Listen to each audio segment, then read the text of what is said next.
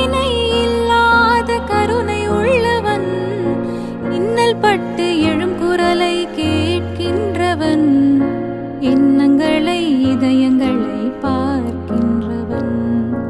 இன்னல் பட்டு எழும் குரலை கேட்கின்றவன், எண்ணங்களை இதயங்களை பார்க்கின்றவன். இறைவனிடம் கையேந்துங்கள், அவன் இல்லை என்று சொல்லுவதில்லை. பொறுமையுடன் கேட்டு பாருங்கள், அவன் பொக்கிஷத்தை மூடுவது